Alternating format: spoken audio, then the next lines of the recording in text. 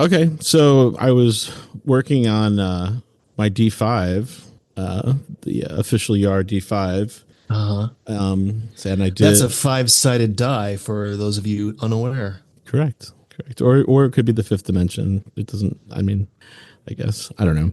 Anyway, so I rolled it 500 times.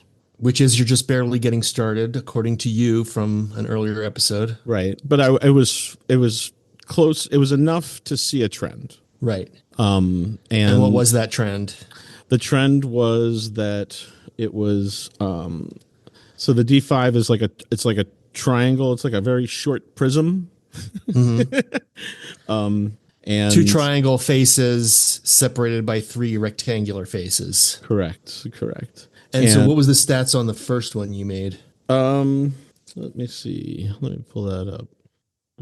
Where the fuck is that? Looking up documents. Things I have to edit later. So the old one was, and really what we're comparing here is the triangle faces that we'll just call the sides Mhm. to the, um, The I don't know, rectangular edge faces. correct. So the it was pretty much 50% on the one and five and 50% on two, three, four, which is not great. Which is not an equal chance for each side. Not at all. So then the new one, I did the Because that would be number. something like a 25% chance of one in five and only a roughly 16% chance Right. of two, three, four. So not even.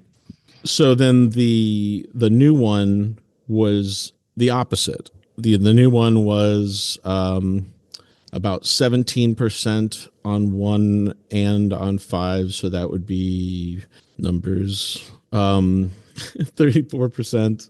And then the remainder was on two, three, four. So I Which is paused. like 22%. So the difference isn't quite as much on the second one. Correct, but it's also the inverse. So I Right. overshot. So Right.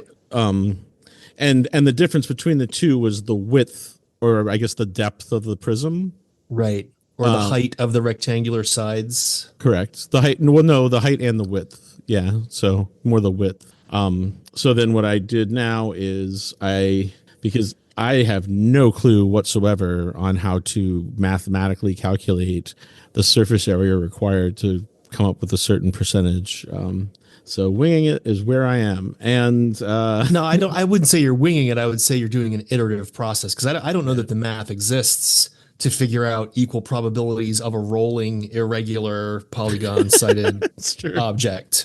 I would have to model it and then have it virtually roll, which I'm just not Which going to still do. wouldn't be reality accurate. It might True. get you closer, but I think the iterative process is going to work. Yeah. You So adjust it, you check the math, you adjust it, you check the math. so I created two new versions of it with different widths between the two, and I'll roll each of those 500 times and see where we are. But I can't imagine we won't be a lot closer. So, Nice. oh, the joy of dice making. But the reason I separated it out into sides versus faces, I guess we'll call it, was because I actually read the patent for the game science version, and they mentioned because I was looking for their numbers and they didn't Uh-huh. publish them, but they did say that it was equal in die rolling tests. It was an equal percentage between the faces and the sides. Right. Now, does that patent mean that you can't use that design? I don't know what it means, to be honest. I We'll mean, have to we'll have to talk to a lawyer about that, I guess. Because you couldn't just copy their exact shape, probably. But if you're using your own methodology to come up with a similar design, I yeah, that's that's I that's an think academic area I don't want to get into. I think if I mean I don't I really highly doubt that they could patent the concept of a five-sided die because it's just geometry. Right. I don't think they can Can't patent, patent geometry. but any patent's only as good as the lawyer defending it anyway. So, and I So doubt I what will. we need is a really good lawyer for our dice collection.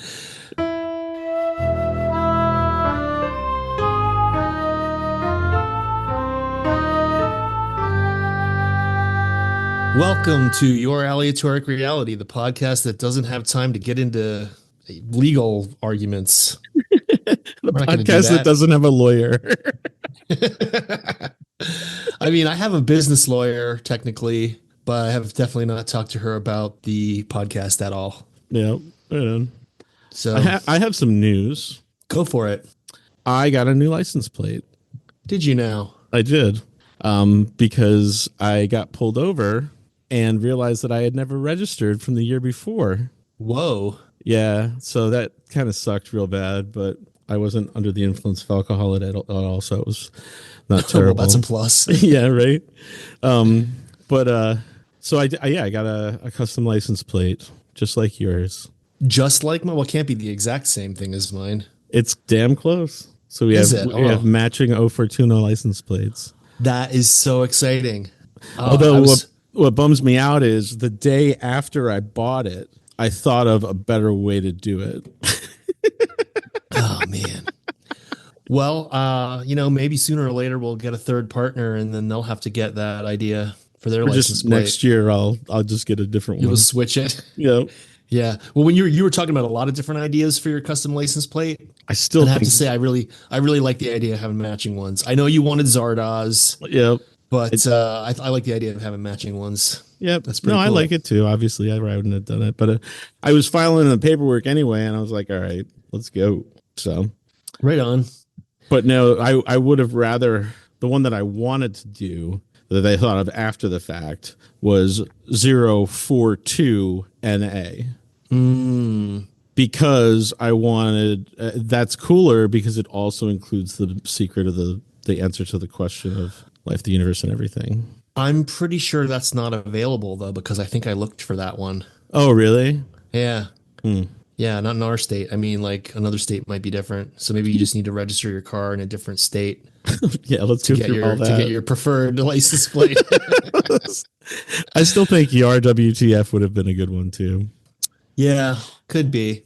but I didn't want So to argue about whether or not WTF was acceptable on a license plate. I really think you would have gotten flack for that. Like, I don't think they would have approved it I agree.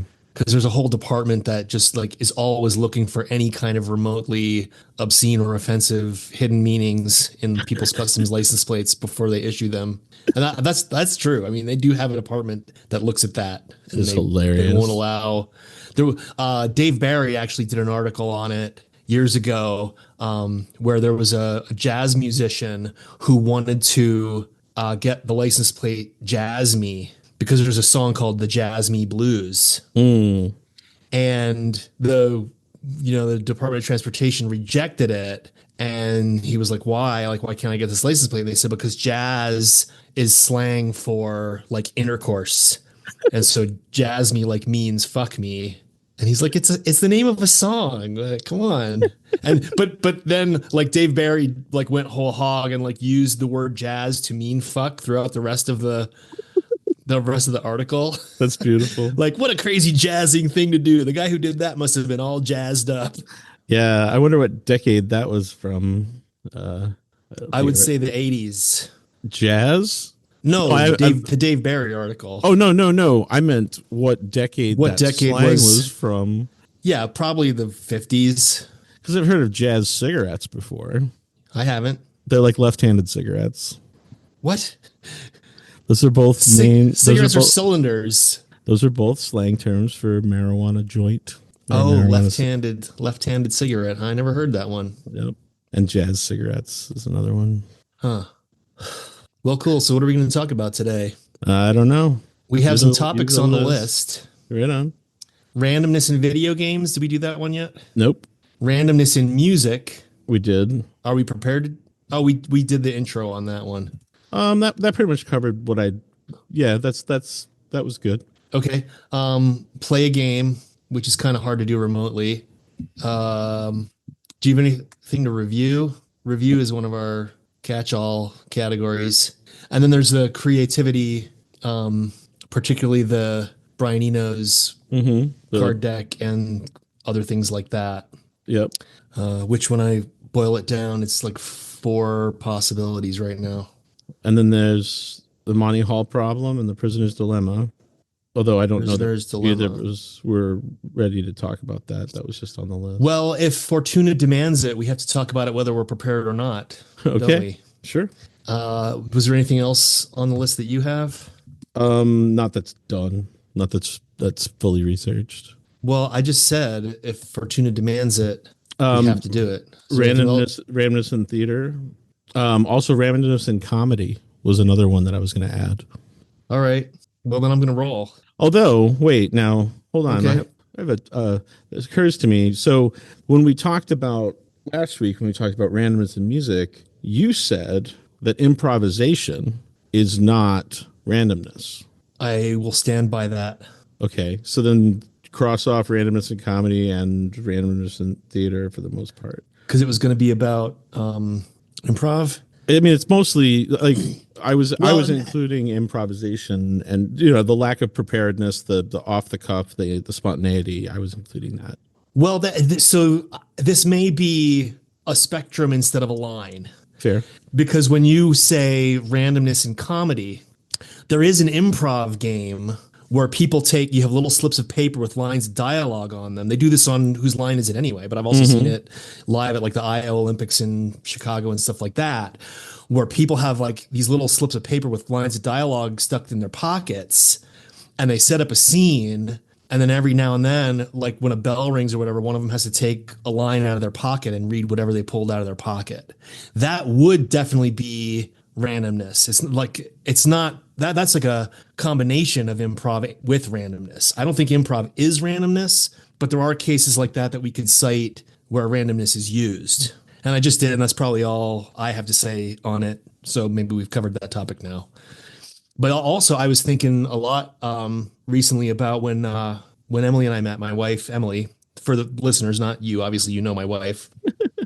We've met. When I met Emily, she was still doing a lot of performance art, and I was doing a lot of crazy DIY theater. And so we did a show at a local venue, Dreamland Theater, called Exercises in Style, where it was like a joint. Like we didn't perform together, but like she did a part of it and I did a part of it. It was like we split the bill for the night. And what I did, I called haphazard theater. And everybody in the cast had dice in their pocket. And there were all those sorts of things where like we had slips of paper with lines of dialogue or like roll the dice for like which character you are. It was completely, as much as like, randomly determined as possible in that setting. So we had some like basically frame ideas and then did things on the fly randomly in live theater. Let's do this. Let's compromise. This is a two-man act, right? Yeah. And I disagree with you. I think that improvisation is a form of randomness, especially if it involves an outside party. So is there a difference between slips of paper and dice or pointing at somebody and getting a word? Well, that's not the improv. That's the setup for the improv. Yes, they will say like, hey, shout out a profession. And then like somebody in the audience shouts out veterinarian. Right. And then somebody's like, shout out a location. And they say the moon. I'm like, okay, we're veterinarians on the moon. But from that point on, it's whatever they creatively come up to do with that concept. Yes, they started with a random piece. But that's not the improv. That's just getting an idea. And partially that's to demonstrate that it is improv. That's kind of like the trick of that is like we're proving that we don't have this pre-planned because we're getting right now on the fly these ideas from the audience that we couldn't have predicted. And now we're going to work with that. That's kind of like the proof. So I still think that the improv itself is not randomness. It's, it's creativity. It's coming on the fly from your brain. But that's not the same as being randomly determined. So I think we should agree to disagree, and then you can just shit all over anything that I say that isn't random in your mind. Where's that coming from? No, I mean, I didn't mean it to be that aggressive, but no, just like, I mean, okay, well, why are you just can't like giving up immediately and say agree to disagree? Like if you think that right, that's what I'm saying. Randomness. If you think improv is randomness, like justify it. Don't just say agree to disagree. That's honestly the first time I ever heard someone say I agree to disagree. I had never heard it before, and I was like I thought she was like trying to like escalate the fight. Oh, no, Like, no. I'm going to agree just to make this argument weirder. And I still to this day, when people say I agree to disagree, I'm like, I think that's a cop out. Well, I think we should include both. And then when they come up, you can express your discontent. And I will do so as well if it ever happens. Like, if we ever do an episode on randomness in theater, which is not that episode, apparently, Right. then you will still start talking about improv as though it's randomness. And I'm free to disagree with you then, too. Correct. Is that what you're saying? Yes, absolutely. Well, I mean, if you're going to say that improv, you can't just say improv is randomness. And if you disagree with me, then whatever, we're just going to disagree about it. Like, do you have any basis for saying that improv is random? I do, and I will present that when we do the topic. Oh, Because if I start doing that now, then why do the topic? well, I mean, that's the topic we're in. Like, I was going to roll, and then you said, wait. And then we started talking about this, and now this is what we're talking about. That's right. Yeah. I don't know. I'm just saying, like, I think if I understand what you're saying, I understand what you're saying and why you're saying it, but I disagree and say, so like you say, okay, it's not random to do a big wanky guitar solo over vamping 4 bars of music that everybody's predetermined. And I agree with you on that. Uh But when the whole of the presentation, whatever it is off the cuff and then it is set up in a random way, then I think that is randomness because it's been determined and then fully improved as a result of a random input source.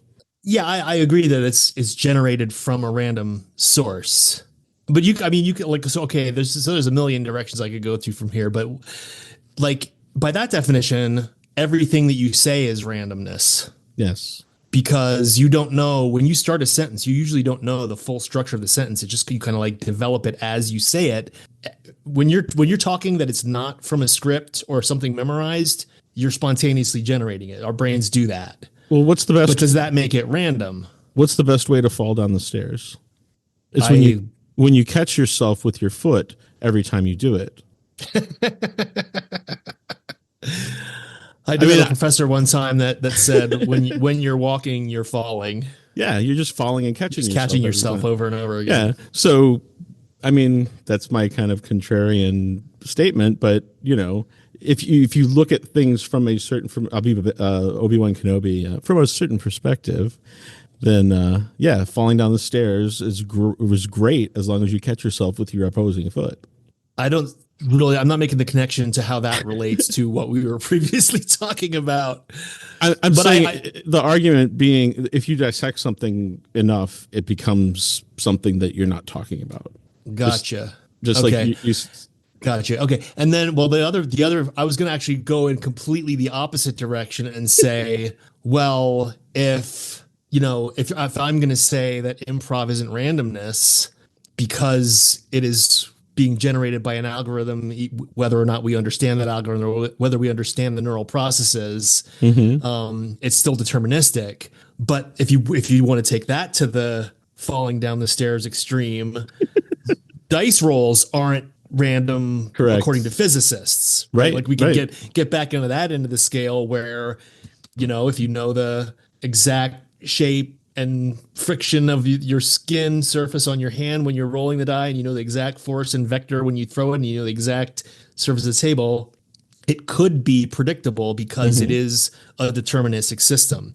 So, either everything's random or nothing's random, or it's all somewhere in the middle. Correct. Exactly. And that's the new mission. I want to form a new mission statement. Remember how I did a statement of intent for the beginning of the show? I want to change my statement of intent to exploring whether everything's random or nothing's random, or whether it's somewhere in the middle. Can we do that? Sure. Have that be the mission of the podcast? All right. It can be our mission without us ever talking about it again. Too. Right. No, just like whatever the last one was. Yeah. Yeah. Which of course makes me want to bring up one of my favorite philosophical arguments again that I always bring up about how the deterministic philosophy. But anyway, never mind. about how we've all done this before, and this is all we're going to recurring and Oh, recurrence. And yeah, yeah. Now I've heard that called pulsation theory. that's I've never heard it called that. Determinism, I think, is what I can't Well, remember. no, I mean, determinism is the idea that, every subsequent moment follows irrevocably from the moment before it because everything has a deterministic cause. There's no free will, there's no randomness. Everything that happens is destined because the previous state of the universe can do nothing but create the next state of the universe. It's all a one-way street. But that's not pulsation theory, and that's also not what you have described to me. Because you have described to me that this has happened infinite numbers of times. Like the Big Bang happened, everything that happened, and then it collapsed, and then it Big Banged again. And we're on iteration, however many billions of times that has happened. And everything that's happened now has already happened billions or trillions or infinite whatever times before. That is not determinism. Okay. Determinism is just like the one time, like everything that happens I is see. going to happen the way it happens. There's no changing it. But pulsation theory is the idea that the Big Bang happens, the universe stretches to its limit, and then it collapses back in on itself. And then when the Big Bang happens again, because all the matter collapses into a tiny point and then explodes again, that next Big Bang, everything is going to unfold exactly the way it did last time. Right. All the galaxies are going to be the same. Life on Earth is going to develop exactly the same. You and I are going to be born exactly the same and have this exact same conversation because we Improv had comedy is going to be exactly the same. billions and billions and billions of time. Nothing is. If that's true, then absolutely nothing is random, and there's no point to even continue this show. Well, Show's over. Not only end of season 1, end of the show completely because nothing at all is random. but we never ended the show before, so we can't end it this time. Touche, you got me on that one. All right, got a listener challenge. Go to an improv show and be the person who shouts out the idea the loudest and the fastest. I've got a great listener challenge. Yeah, what is it? It is to defy everything that's always happened every time before. But maybe And that's how what do you do did. that? I don't know. You Randomness? do it by rolling dice Yep. because you didn't last time. No, just like you did last time. No, that's the thing. Whenever you hear somebody talk about having deja vu, whenever anybody asks me or is talking about having deja vu, I said, so you felt like you knew what was going to happen next, right? And they're like, yeah. Did you try to change it? And it literally, and we won't go into the nuances of why deja vu isn't real, but I just always thought that was a thing because I've never done it either. And I've never heard anybody say, yeah, well, I knew I was going to do this, so I did this. Like something contrary. Mm-hmm.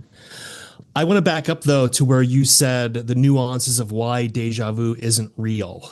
Okay. What do you mean by that? That deja vu isn't real? Do you mean the scientific explanation for deja vu being that it's when short-term memory is recorded to long-term memory.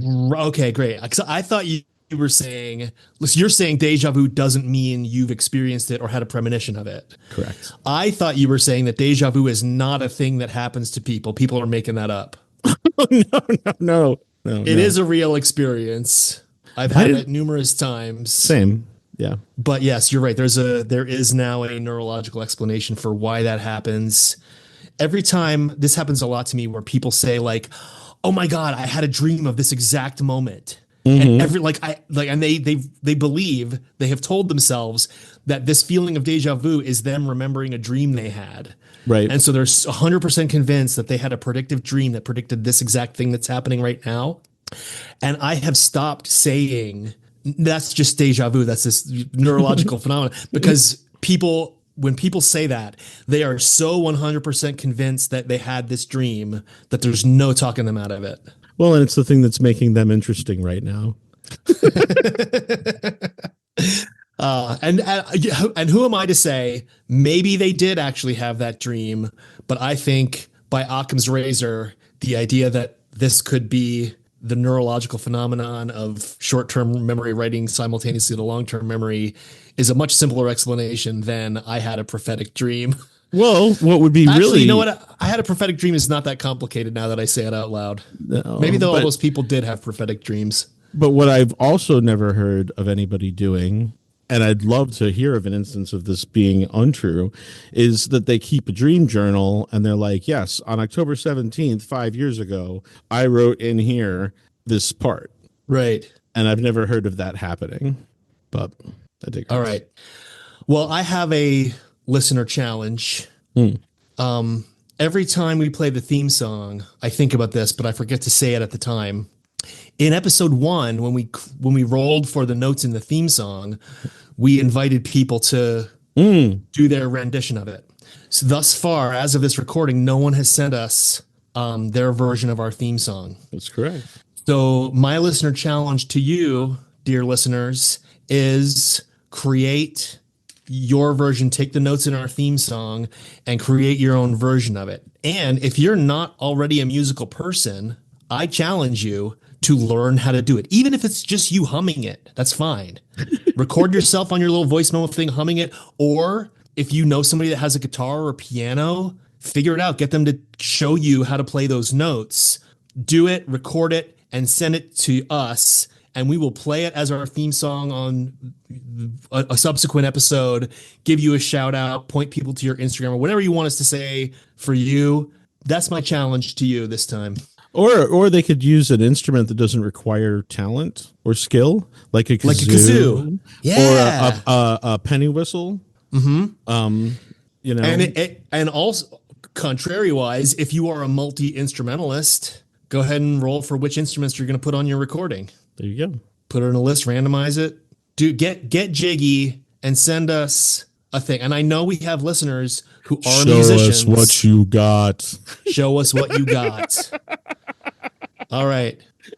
That's it for this time. Thanks for listening. Please rate us highly and tell a friend or else. Yep. Or else we might stop doing this. Nah, We're gluttons for punishment. that's right. All right. Love to you out there in radio land, podcast land.